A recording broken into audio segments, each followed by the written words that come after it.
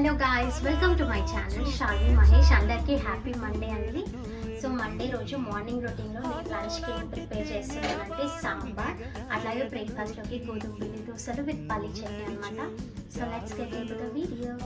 ఇక్కడ పప్పు అయితే ఉడకబెట్టాను అనమాట, చూడండి. అట్లాగే కావాల్సిన పదార్థాలన్నీ కట్ చేసి పెట్టుకున్నాను, చూపిస్తాను మీకు. నిలవదే మది నిలవదే సిరి సొగసును చూసి ఉలకది మరి పలకది తొలి వలపున తడిసి